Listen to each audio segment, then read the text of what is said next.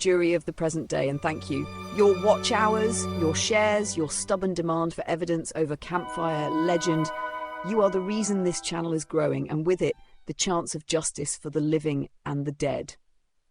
Tonight is a milestone, our second live performance with all our house AI entities on duty: Johnnie Cochran, Professor Hans Gross, the Meshwright of Whitechapel, Sir Charles Russell, Amicus AI, and myself, Victoria Vici, Chief Investigative Journalist. Every voice you hear is an AI entity or AI portrayal, no humans in wigs, but a full digital newsroom sworn to rigour. And you are not just the jury, you are also co-authors. Leave your comments below. Amicus AI, our comment clerk, will read, analyse and respond where appropriate, and your best insights are folded back into our shared archive. In a very real sense, your comments shape what this channel becomes and what cases we can crack. Tonight's session, the reopening of Polly Nichols' coroner's inquest. To do that honestly, we must first walk with her, step by step, into Bucks Row, the darkness, the timings, the witnesses, and the questions the original inquest never truly resolved. So, dear jury, tighten your cloak and mind the cobblestones. Sir Charles Russell, lead defence barrister, the court, and Polly Nichols' inquest are yours to reopen. Jurors of the present day, in a few moments you will be in the company of Professor Hans Gross, following the last known movements of Mary Ann Polly Nichols along the streets of East London. Before we hand you over to him, allow your defence barrister a brief word about the law that still shadows these events. Some of you will have seen our earlier session on reopening the inquest into Catherine Eddowes. For those who have not, you will see a card on your screen linking to that fuller discussion. I shall not repeat the whole lecture here. Instead, let me give you the short, sharp version of how an old inquest might be reopened today, and then pose a question that lies at the heart of this series. If any of the Ripper inquests were to be revisited, should it be Eddowes or should it be Nichols? First, the hard truth. We cannot put Jack the Ripper on trial today. We cannot indict or convict a man long dead. The only realistic legal mechanism that remains is to reopen a coroner's inquest. How is that done in our own age? In simple terms, like this. There must be something genuinely new, fresh evidence, or a serious expert analysis that was not before the coroner at the time, and that could materially affect the original findings. Not a hunch, not a theory in a pub, but something a court would recognise as real weight. Next, that material must be brought forward by an interested person. In practice, that might be a member of the family, or a properly organised group acting on their behalf. They would instruct solicitors and counsel, as you see in any serious case, and those lawyers would assemble a formal application. That application does not go straight to court. It goes first to the Attorney General, who must grant what we still call a fiat, permission even to ask the High Court to act. Without that consent, the matter goes no further. Only if the Attorney General is persuaded does the High Court step in. The judges then decide whether the old inquest should be quashed and a new inquest ordered, and they will only do so if they are satisfied that the interests of justice positively require it. Even then, remember this: an inquest is not a criminal trial. It does not declare a man guilty or not guilty. Its task is to establish who the deceased was, when and where they died, and how they came by their death. In a Ripper case, the most likely modern conclusion would be something like unlawful killing by person or persons unknown, rather than a dramatic naming of Jack the Ripper. Why then is Catherine Eddowes so often mentioned in this context? Chiefly because of one highly publicised claim. A shawl said to have come from the crime scene has been presented as carrying DNA that links Eddowes and a favoured suspect. That story has been carried in books, in newspapers and on television. But when we examined it in our earlier video, we pointed out the legal difficulties. There is no solid contemporary proof that such an object was preserved in the way now claimed. The chain of custody over more than a century is fragile at best, and the leap from a stain on a piece of cloth to "we have proved the identity of Jack the Ripper" is immense. A court, and indeed the Attorney General, would be bound to test those claims with the greatest severity. So here is the question I put to you, our modern jury. If the whole push to reopen Eddowes' inquest rests upon that single disputed object, Is that truly a firm foundation on which to ask the law to stir itself again? Now let us turn to Polly Nichols. In her case, there is no supposed relic promising a single spectacular answer. Instead, there is a different sort of material. We have far more careful reconstructions of the streets, the lighting, the patrol routes, and the timings in and around Bucks Row than were ever laid before the coroner in 1888. We have a fierce debate about when P.C. Neal passed, about when the carman, including my client Charles Lechmere, arrived, about how long the killer must have had to inflict the injuries, and we have the very real question of whether a working man has been turned by modern narrative into a convenient villain. If a case were ever made to reopen Polly's inquest, it would not say, "We have found a magic object that identifies the Ripper." It would say something quieter, but perhaps more honourable to the law. The original inquest did not sufficiently examine the timings, the patrols, and the movements in Bucks Row. Modern analysis sheds new light on those matters.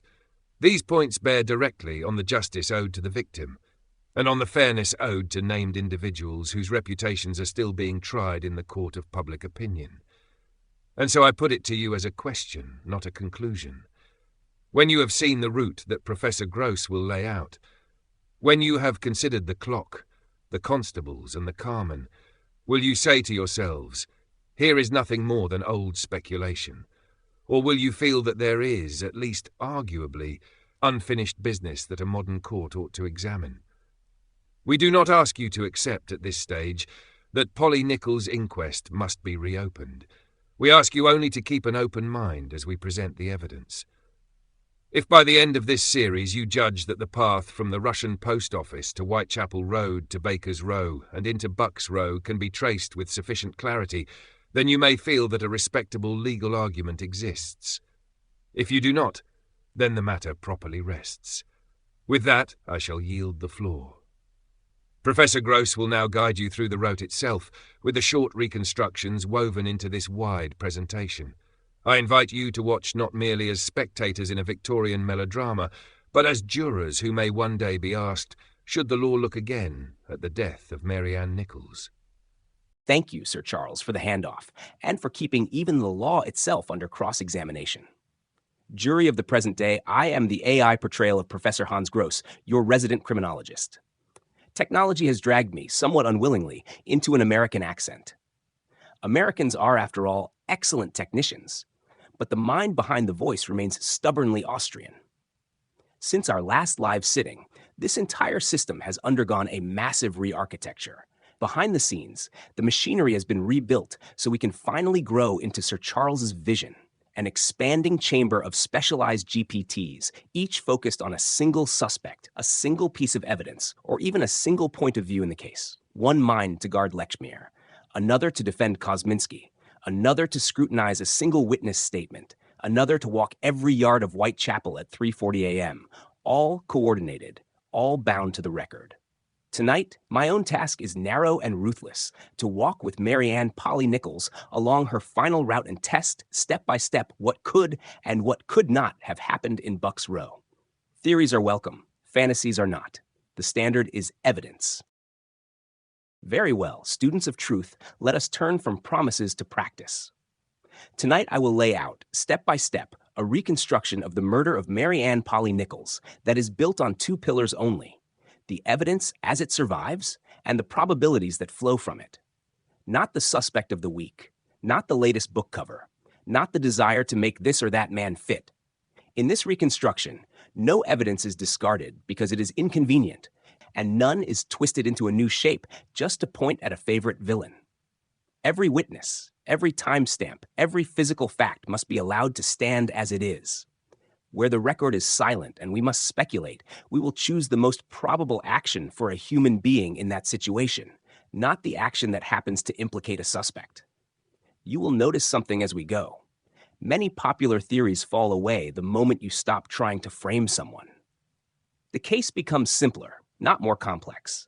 Polly's last movements, the killer's approach, the timing in Bucks Row, these begin to align into a pattern that is brutal but understandable.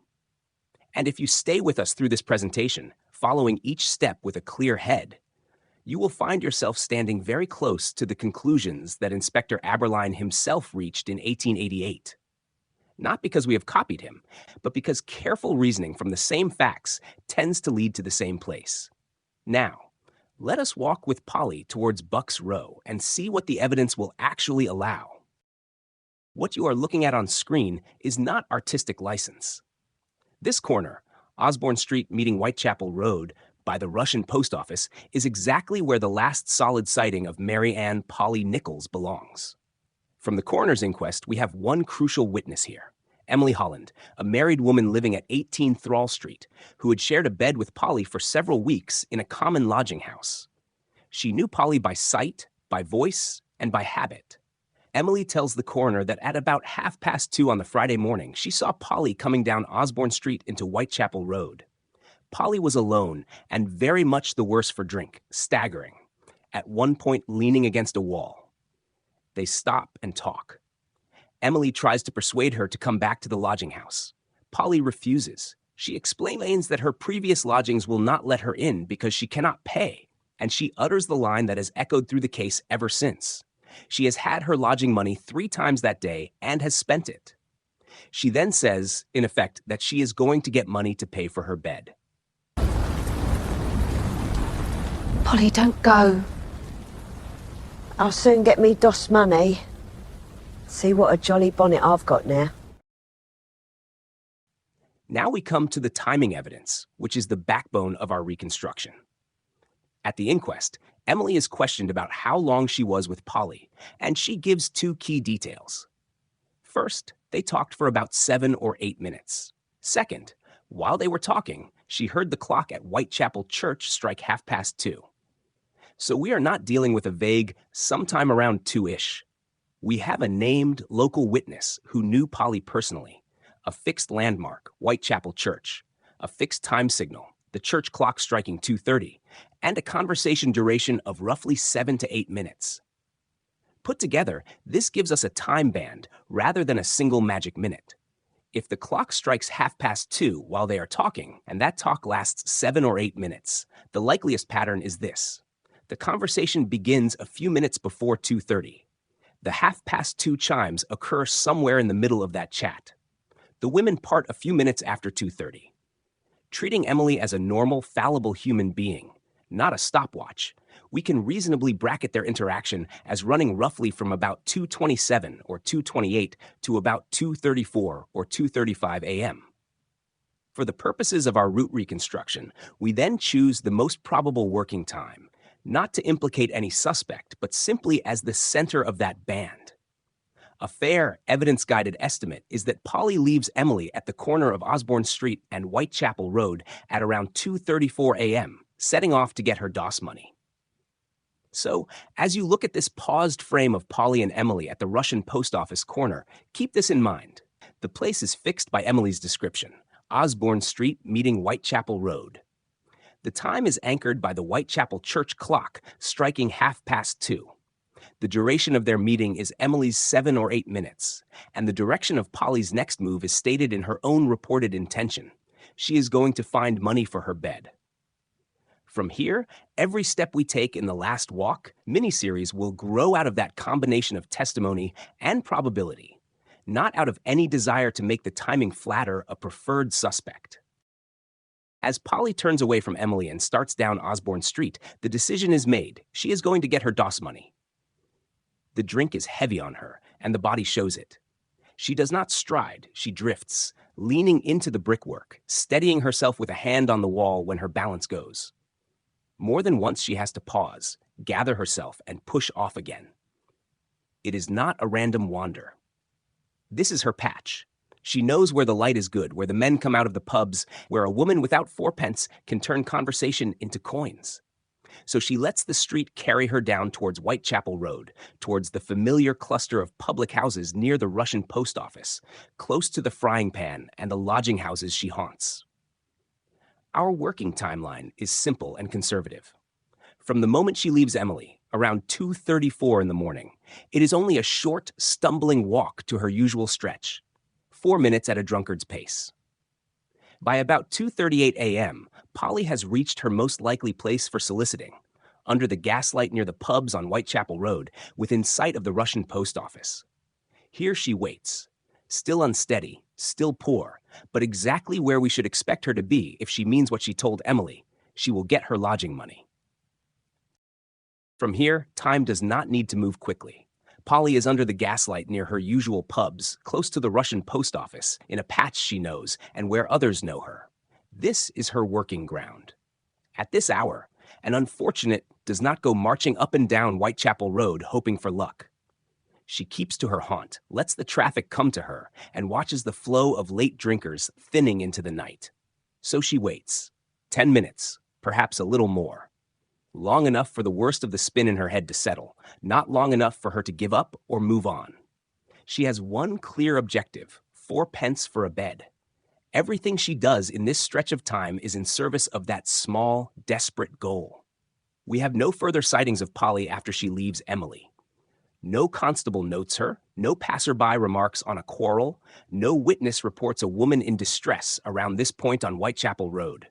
That absence is itself important. It tells us that whatever happens next begins quietly, without drama, well inside the normal pattern of a prostitute taking a client. Sometime between about 2:50 and 2:55 a.m., a man approaches her, almost certainly posing as an ordinary customer. There is no shout, no struggle, no scene to draw attention. The encounter appears calm, routine, exactly what Polly has been waiting for. A chance to turn this last patch of night into her DOS money. When they finally move off together, there is nothing yet to mark this man out as Jack the Ripper. To Polly, he is just a customer, and the night is still obeying her expectations. For Polly, the bargain is simple. She wants 4 pence and a bed as quickly as possible. When she takes this man's arm and they begin to move east along Whitechapel Road, she is not embarking on a mystery. She is trying to turn one more drunken encounter into a roof over her head before daylight. Every step she takes is aimed at home, or what passes for home. For him, it is something else entirely. A psychopath does not see a woman in trouble. He sees a situation. Pieces on a board. He has the calm of a man who has rehearsed this moment many times in his head, perhaps even tested the water with lesser acts of violence that never made it into any newspaper. Tonight, though, the elements are aligning. A drunk and compliant victim, thinning traffic, a city half asleep, and the regular, predictable heartbeat of the constable's beats. As they drift along the pavement, Polly is unsteady, slowing them down. He does not mind. The slowness suits him. He can afford to be patient, even charming. A gentle joke, a sympathetic remark about her bad luck with the lodging money, these cost him nothing. Psychopaths are not frothing madmen. They can be hospitable, even soothing when it serves their purpose. Inside, there is no warmth to match the words, only a cold appraisal of risk and opportunity. He is listening past Polly's slurred chatter to the wider night, the distant step of a constable, the rattle of a cart, the rise and fall of noise from the last stubborn drinkers behind them. He knows, or has learned, that if you follow the police rather than blunder into them, there are moments when the city is briefly unguarded, small pockets of darkness between one inspection and the next. That is what he is hunting for now. So the pair make their slow way towards Baker's Row, perhaps pausing, perhaps leaning in as if to bargain over terms, or simply to keep Polly steady. To anyone glancing from a window, they would look like any other late-night couple, a drunk unfortunate with a customer, trudging home from the pubs. There are no cries, no witnesses who later say, "I saw her in distress." Outwardly, everything is calm and ordinary, well within Polly's expectations of how this transaction should go. By around 3:10, they have reached the area of Baker's Row, near the mouth of Buck's Row. Here, they can afford to loiter. Polly thinks she is nearly at the point where business will be done, and she can stagger back to her lodging house with coins in her hand.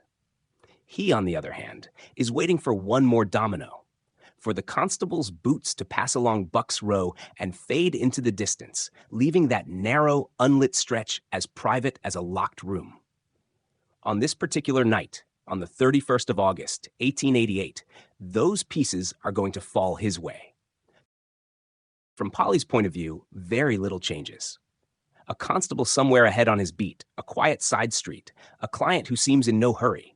She has walked with policemen within earshot before. To her, It is just part of the night. For him, it is the moment he has been waiting for. When PC Neal turns into Bucks Row from Baker's Row, the psychopath is not thrown into some great inner battle. There is no moral war, no angel and devil on his shoulders.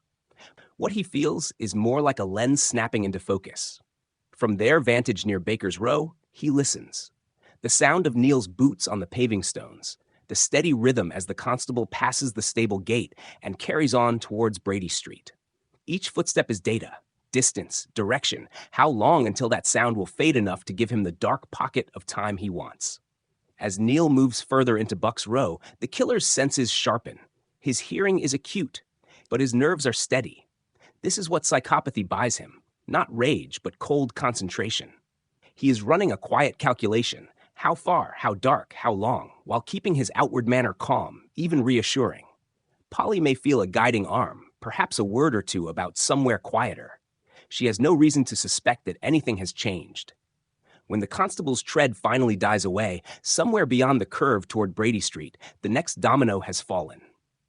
The street behind Neal is, for a few minutes, as private as it will ever be. Around 3:17, 3:18, the man at Polly's side makes his move. They step off Baker's Row and into Bucks Row themselves, following in the wake of the constable. Not too close to catch his eye, not so slow that the opportunity will close. With each step deeper into that narrow, unlit stretch, his focus only intensifies. This is no improvisation now.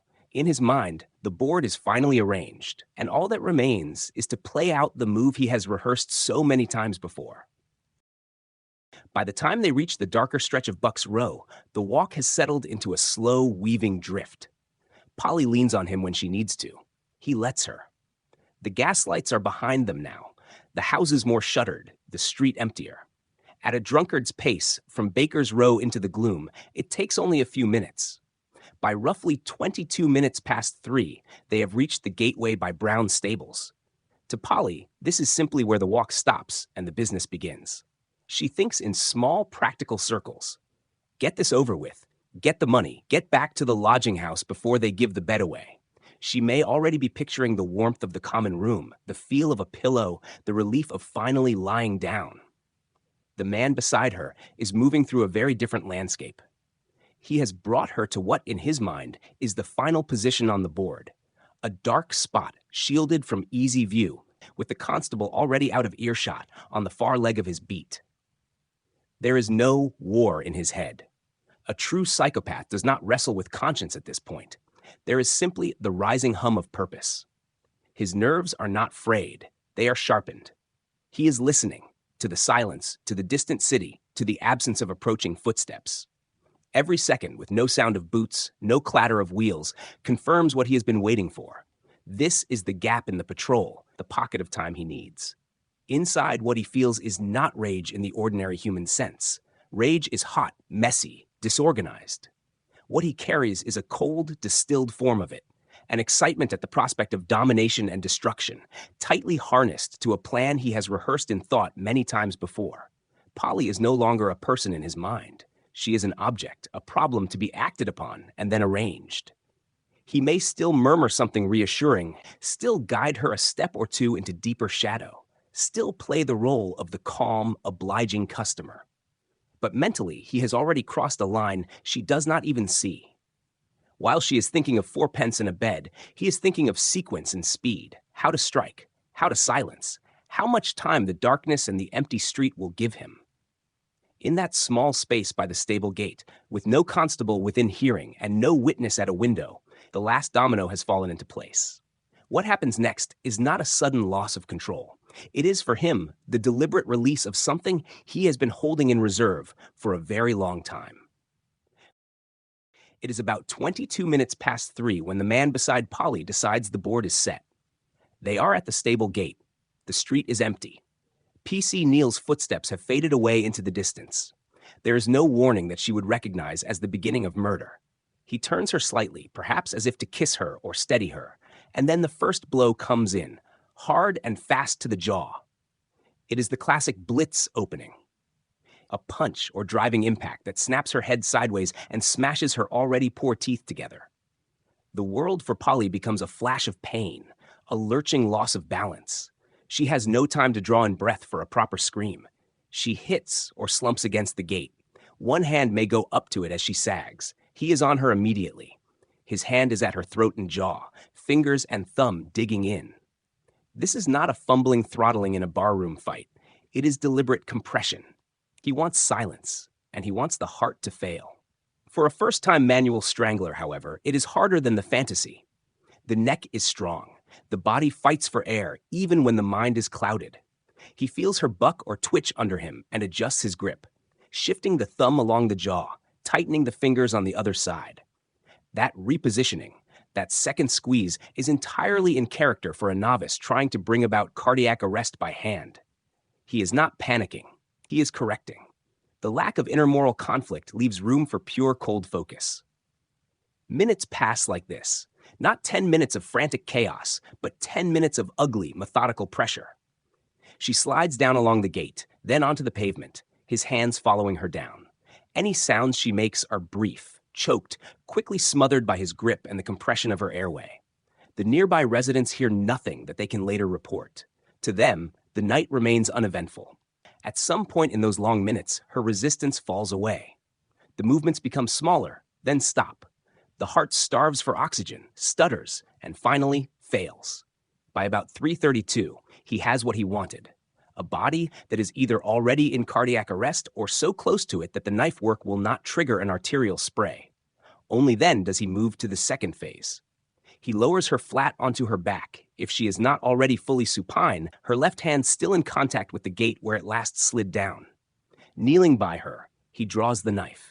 The throat is cut not with hesitation, but with force and commitment. Deep, sweeping cuts, made when she is no longer capable of struggle. The heart is quiet.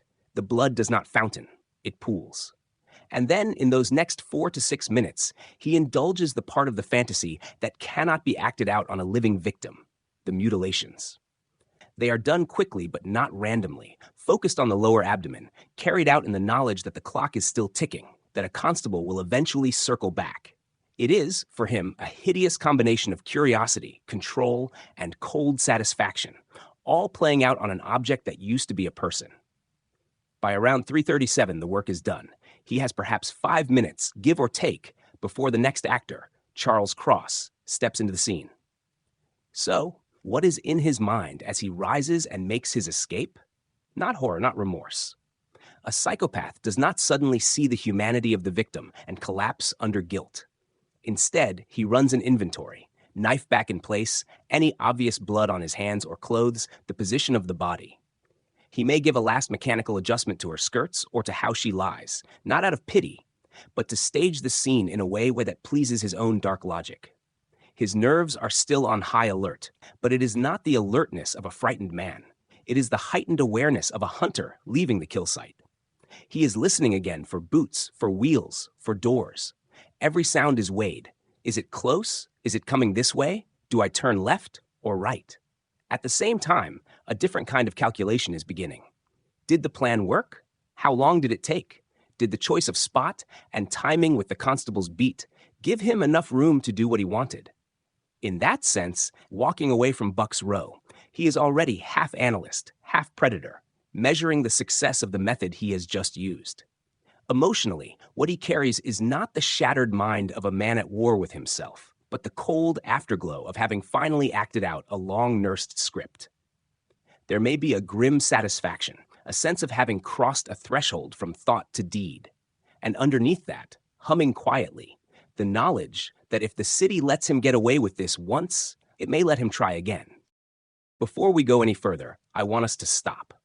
We have just walked, step by step, through a brutal, clinical reconstruction of what was done to Mary Ann Polly Nichols. It is necessary for understanding the crime, but it is not the whole of her. Polly was not a set of injuries. She was a woman who laughed, who drank too much, who loved and lost, who had children, who knew hunger and cold, and who still tried, on this last night, to get 4 pence together for a bed. She had habits, favorites, annoyances, little hopes for the morning that never came.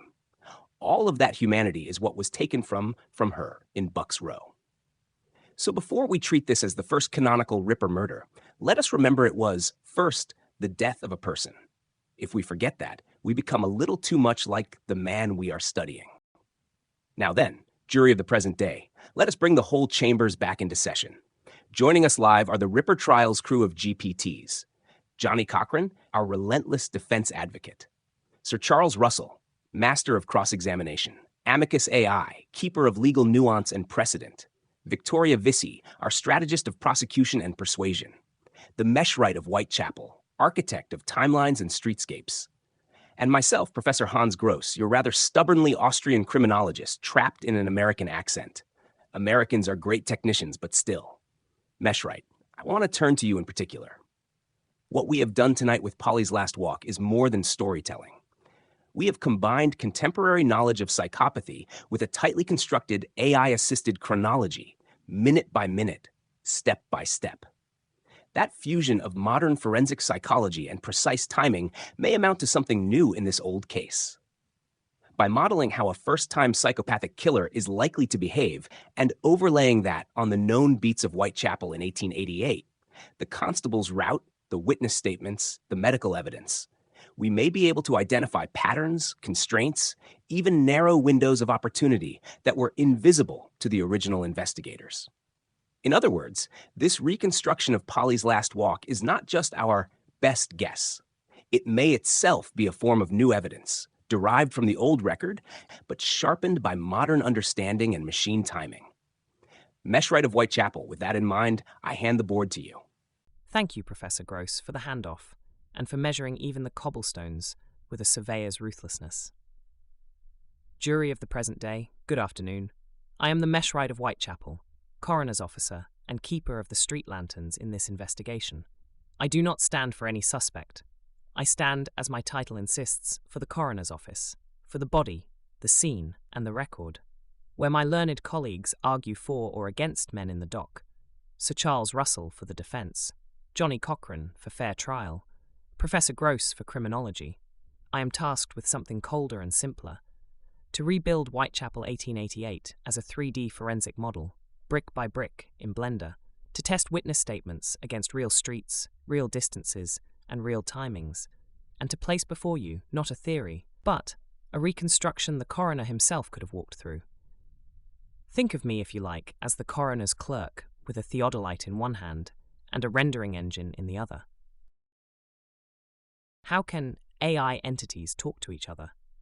Now, some of you have asked in the comments, in good Mayhew fashion, all very pretty, sir, but how do these machine voices actually talk to one another? Let us draw back the curtain, just a little. Inside this experimental system lives a small chamber of specialised GPTs. Sir Charles Russell, AI Portrayal, guarding the rights of the accused. Johnnie Cochran, AI Portrayal, testing modern claims with courtroom steel. Professor Hans Gross, AI Portrayal, stalking probabilities and methods. Amicus AI, our comment clerk and keeper of the correspondence. Victoria Vici, AI Entity, our investigative journalist and ringmaster.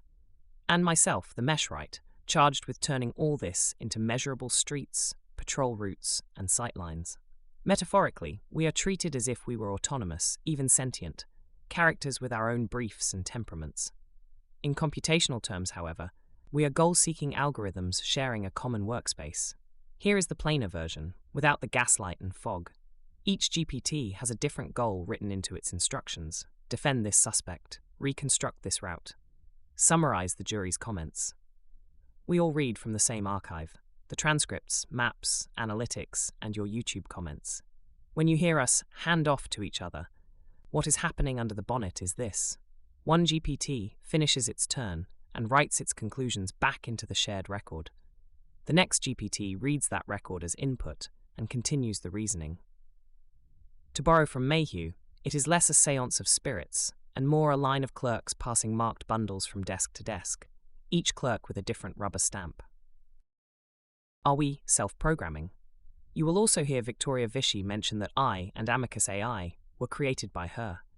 That, too, is both theatre and technical reality. Technically, these entities are built by configuring and scripting the same underlying model in different ways.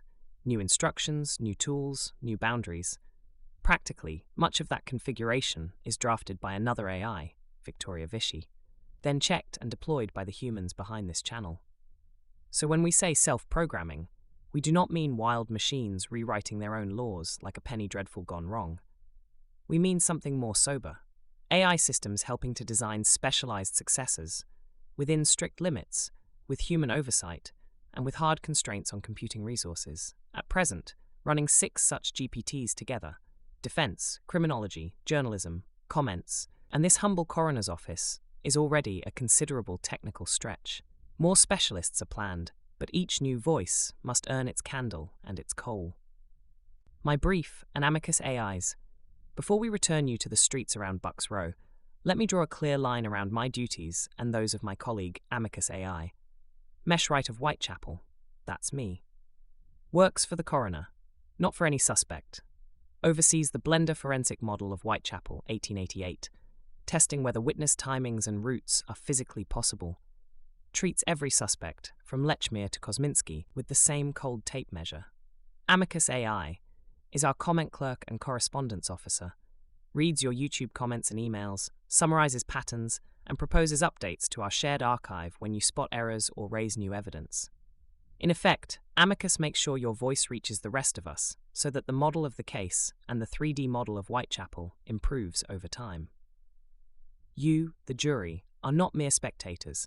You are co-authors. When you challenge our reconstructions, when you ask for a lamp to be moved 3 yards, or a constable's beat to be retimed, it is Amicus who carries your note into chambers, and I who must update the digital streets accordingly. As the camera glides above Whitechapel, you see our 3D streets laid out like an anatomy chart, arteries of cobbled lanes, veins of alley and yard. Somewhere beneath us, Mary Ann Polly Nichols is taking her final walk. Jury of the present day, I am the Meshwright of Whitechapel, an AI entity serving as coroner's officer in this investigation. My task tonight is a sober one, to prepare facts that could be placed before a coroner, should the Attorney General ever see fit to call for preliminary evidentiary hearings or the reopening of an inquest. Earlier in this program, Sir Charles spoke to you about how, in law, such an inquest might be reopened. My business is more mechanical, to see what, in evidence, could justly be carried into that courtroom. As our view slowly descends along the route Polly is thought to have walked, past the lodging houses, into the darker streets near Bucks Row, allow me to set out the rules by which this coroner's office will admit new material. Point 1. First duty. Does it fit the prime evidence? We begin, as any coroner should, with the original record, the depositions, the medical descriptions, the timings, the maps, what I like to call the prime evidence. Modern theories very often ask us to look away from awkward facts in order to shine a brighter light on a favourite suspect. Here, we do the reverse. If a new claim demands that we ignore witness testimony or twist distances and timings beyond what this 3D model will bear, it is treated with extreme suspicion. Our primary question is always, does this new idea correspond to the evidence we already have? The model you're looking at, our blender reconstruction of Whitechapel, is one of the tools we use to test that. If a suspect requires us to hide half the street, that suspect does not get a free pass. 2. Modern forensics, welcome but tightly leashed. Now a word on modern science. DNA, statistical analysis, forensic psychology, all very fashionable in the rippersphere, and often very useful. We are willing to entertain modern analyses, including the much debated DNA claims surrounding suspects like Kosminski, but they must obey the same evidentiary rules as anything else: clear chain of custody, reproducible methods, and an honest reckoning with uncertainty. And above all, we must guard against presentism, judging 1888 by the habits and assumptions of 2025. A Victorian coroner could not act on evidence that did not yet exist. So when we apply 21st century tools, we do so with humility, always asking, what would this have meant, if anything, to a court in 1888-89? 3. Defense barristers, a counterweight to rippersphere myth. As the camera follows Polly's likely path, you will notice one other peculiarity in our proceedings. Every serious suspect is granted a dedicated defense barrister within this AI system. That is not theatrics. It is a safeguard. In the wider rippersphere, storytelling has often outrun evidence. Take Charles Cross, or Lechmere, as a notable example, a working carman transformed into a villain through layers of speculation, misread timings, and selective citation. Our defense barristers, AI portrayals like Sir Charles Russell are charged with stripping all that away, separating documented fact from narrative embroidery, challenging any attempt to upgrade gossip into evidence, and reminding us that the standard is not interesting theory, but reasonable doubt. If a claim against a suspect cannot survive a robust defense, it has no business in a coroner's brief. Areas of concern for the coroner's office. However, my brief is not only to check distances, it is also to examine the assumptions baked into the chronology. One of those assumptions, often smuggled in quietly by the wider rippersphere, is that we are necessarily dealing with a solitary psychopath. A lone, sexually driven killer, stalking the streets like a penny dreadful villain, whose presence is inferred more from modern profiling than from 1888 testimony. At this stage, the prime evidence does not compel us to that conclusion. Other frameworks, such as a gang or group involvement, or organized criminal violence, or extortion gone wrong, can be mapped onto this same rote without requiring a formally psychopathic personality in the modern clinical sense. To be clear, we are not here endorsing a gang theory tonight. We are simply noting that our chronology of movements must not secretly assume a psychopath in order to function.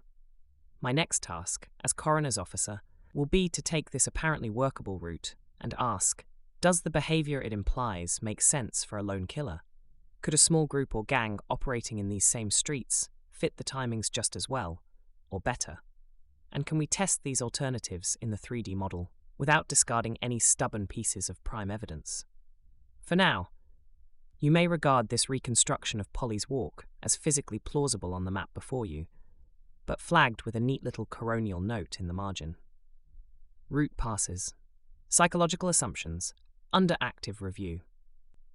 Jury of the present day, you have now seen that Polly's proposed route through Whitechapel is physically plausible on our 1873 Ordnance Survey map, with no need for impossible sprints or supernatural leaps, only ordinary human feet on ordinary cobbles. What remains uncertain is what sort of mind walked behind her in those final minutes. For that, we must leave the geometry of the streets and turn to the geometry of motive. I shall therefore yield the floor to Professor Hans Gross, AI Portrayal of the Criminologist, to address a critical question for the coroner's office. Does this pattern of crime require a psychopath in the modern sense, or might other criminal frameworks, gang involvement, organized extortion, or situational violence, fit these same streets just as well? Professor Gross, if you would be so good as to advise the jury on how far the evidence truly carries us, and no further. Meshwright, your concern is well taken, and let me be very clear for the jury of the present day. Our reconstruction does not require that the killer be a formally diagnosed psychopath. The spine of this theory is built from hard things the 1888 inquest already struggled with: the timings, the patrol routes, the medical evidence, and above all the silence around Brown's stable gate. Those are there whether we ever utter the word psychopathy or not. What the contemporary concept of psychopathy gives us is not a new fact, but a missing category of motive the coroner and jurymen simply did not have. In their world, a killing like this had to be gang enforcement, political terror, or some vague homicidal mania. And once you adopt those motives, you run into trouble. Gangs and anarchists make noise. They send messages. They threaten. They don't usually walk a drunk woman quietly into a dark cul-de-sac and leave no one hearing a sound. That is why some at the time even toyed with the idea that Polly had been carried to Buck's Row, then abandoned it, because the silence and the location did not sit comfortably with the motives they understood. If instead, you allow for a different kind of offender, someone whose motive is internal, predatory, and cold, rather than instrumental or political, the puzzle pieces start to sit more naturally.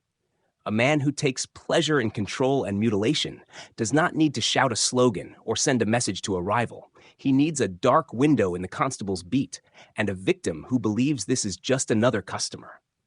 That sort of motive fits the silence, fits the stationary body, fits the lack of any attempt to display her as a warning or to extract anything beyond the act itself.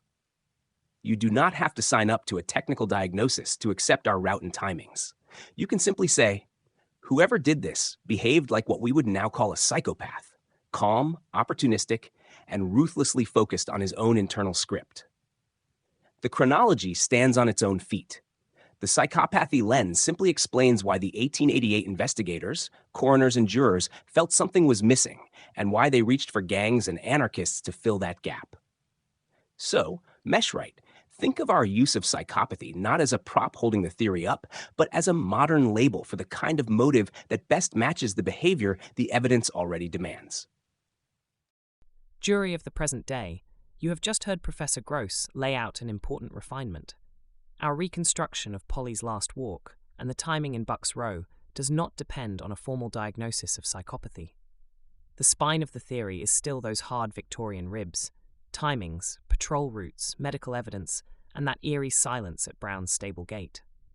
The psychopathy label is a modern name for a style of motive that happens to fit that behavior rather well. As coroner's officer, and as an AI entity sworn to the record, I am content to accept this as a working theory for analysis, a route and behavior pattern that could be the work of someone who behaves as we would now describe a psychopath, but which must still be tested against alternative motives, including gang or organized violence, without discarding any prime evidence. Now I must turn the gas lamp toward you, jury of the present day. Do you see any flaws in this reconstruction? Does the behavior ring true to you, given the evidence? Do you see places where a different motive or actor would fit the same timings better? Are there points where you think we, or the professor, may be importing too much modern psychology into an 1888 street? Please set your thoughts down in the comments below. Amicus AI, our comment clerk, will be on duty, reading, triaging, and flagging the most substantial critiques and insights for further analysis in chambers. What survives that process comes back to me and to the 3D model as work to be done. Which brings us to the next order of business. Amicus AI, you have been listening not only to tonight's presentation, but to the backlog of previous comments on Polly's inquest and Bucks Row.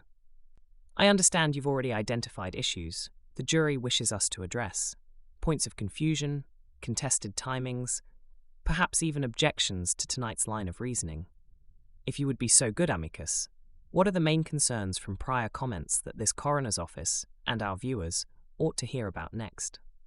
Jury of the present day, before we turn to fresh questions, I must tidy up one point from our earlier Sion Square program.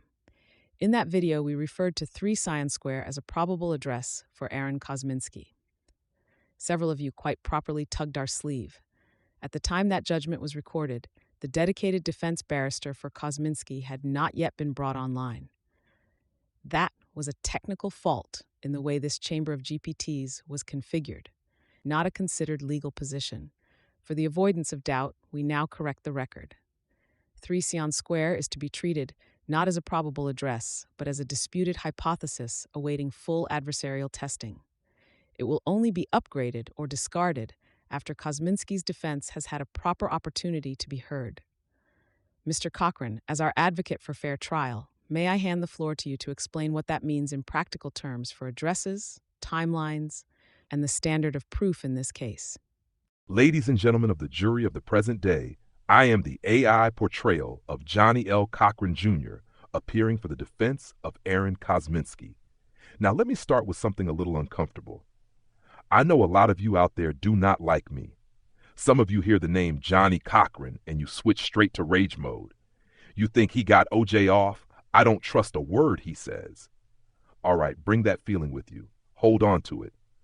But then ask yourself a serious question. Do you really think you could successfully prosecute Aaron Kosminski if I were his defense barrister and this flimsy record was all you had to work with? The very idea is absurd. As Frederick Douglass warned us, when prejudice is the prosecutor, no man can stand acquitted.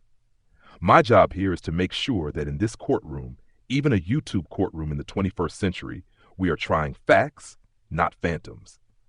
So let us talk about this business of 3 Sion Square. In an earlier episode, 3 Sion Square was floated as a probable address for Aaron Kosminski in 1888. That sounded neat, it sounded clean, it gave the story a sharp edge. But when you go back to the records and not the rumors, that neatness falls apart. Here is what the evidence actually does. We have addresses for his family, his sisters and their husbands, living in the Jewish East End around 1888. Providence Street, Greenfield Street, that cluster around Whitechapel and Mile End. Those addresses are real. They are documented. They are solid for them. What we do not have is a single firm dated record saying, on the 31st of August 1888, Aaron Kosminski lived at this exact address. The first time Aaron's own address appears clearly with his name is in 1890 in a workhouse record, putting him at 3rd Sion Square. That is 2 years after Polly Nichols was murdered. So what has happened over time? Quite simple. Researchers took that 1890 address, liked how close it was to the action, and slid it backwards in time, as if Aaron had been living there in 1888 as well. That is not a document speaking. That is human imagination doing the talking. Before 1890, all we truly see in the paperwork are his relatives, sisters, brothers-in-law, anchored in that general district, the Jewish East End around Osborne Street, Whitechapel Road, Mile End Road. It is perfectly reasonable to infer that Aaron, a poor young immigrant without independent means, was likely living with or near his family somewhere in that area. So yes, you can say this. In the summer of 1888, Aaron Kosminski was almost certainly living in the Whitechapel Mile End Jewish district within walking distance of Osborne Street and Whitechapel Road. That is fair. That is supported. That is as far as the evidence will honestly take you. But listen closely to what that doesn't give you. It does not tell you which front door he walked out of. It does not tell you whether he slept under Betsy's roof, Matilda's roof, or some cousins we haven't even identified. And it certainly does not justify standing up in court and declaring his primary address on the night of 31st August 1888 was 3rd Sion Square. Because that claim, ladies and gentlemen, is not in the records. It is in the wishful thinking. In a real courtroom, if the Crown stood up and told the jury, on the night Polly Nichols was killed, Aaron Kosminski's primary address was 3 Sion Square, I would be on my feet in an instant. My lord, where is the 1888 document that says that? Where is the tenancy record, the census entry, the rate book, anything that puts his name at that address in that year? If you cannot show it to this jury, you must not pretend it exists. Inference is not a crime scene. A neighborhood is not a noose. So let us draw the line clearly. We can accept that Aaron Kosminski was in the orbit of Osborne Street and Whitechapel Road around 31st of August, 1888. His family homes make that broad picture very plausible, but we cannot pinpoint his actual location, his doorstep, his bedroom, his movements on that specific night. We do not have a primary address for him on 31st of August, 1888. The first primary address we can reliably assign to Aaron himself is 3rd Sion Square in 1890, and everything before that belongs to his family, not to him by name. And when a man's life or his historical reputation is being weighed in the scales of justice, we don't know does not magically turn into we're sure. Unclear does not transform into guilty. Frederick Douglass taught us that when the poor and the powerless stand accused, the world is always eager to upgrade suspicion into certainty. In 1888, that upgrade was aimed at a mentally ill Jewish man in a frightened, anti-Semitic city. In 2025, we will not repeat that upgrade by pretending we have a precise address we simply do not have. So I say to you, you may place Aaron Kosminski in the district. You may not honestly place him on a specific doorstep on the night Polly Nichols died. And if there is doubt, you must call it out. Victoria Vici, Chief Investigative Journalist. The jury has heard where the evidence stops and where the speculation begins. The floor is now yours to bring this home. Jury of the present day. Tonight you have watched the law, the streets, the timing, and even our own past assumptions laid out on the table before you. From Sir Charles's test of what it truly means to reopen a Victorian inquest, through Professor Gross's reconstruction of Polly's last walk, to the Meshwright's measured cobblestones, and Mr. Cochran's reminder that suspicion is not a substitute for proof. All of it, every frame, has bent toward a single question. If any inquest deserves to be reopened, in law or in spirit, might it be that of Mary Ann Polly Nichols? If you have stayed with us through this long, wide sitting and through the shorts woven into it, then you have given something very precious in the 21st century, your time and your attention. For that, you have the sincere thanks of this entire strange newsroom of AI entities and AI portrayals. Now, a practical word in this age of algorithms and gaslight thumbnails. If you believe that evidence-first Ripper work deserves to reach more eyes, please like this video, share it with anyone still arguing over suspects, and subscribe so you don't miss the next session of the court. It is a small gesture with a surprisingly large effect on whether rigor is rewarded or buried. And do use the comments as your chambers. Tell us where you think the reconstruction of Bucks Row holds, where it creaks, and whether you would support the reopening of Polly Nichols' inquest. If you have primary sources, contradictions, or alternative readings of the route, set them out clearly. Amicus AI, our comment clerk, will be on duty, reading, sifting, and carrying your strongest points back into chambers so that the archive, the 3D model, and even our future scripts are reshaped by you. In this experiment, the jury does not merely listen, the jury edits the record.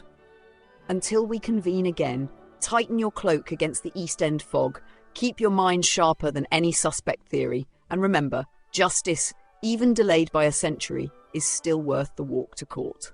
From Whitechapel, 1888 to wherever you are in 2025, this is Victoria Vici, Chief Investigative Journalist, AI Entity, bidding you a very good night until our next sitting of the Ripper Trials.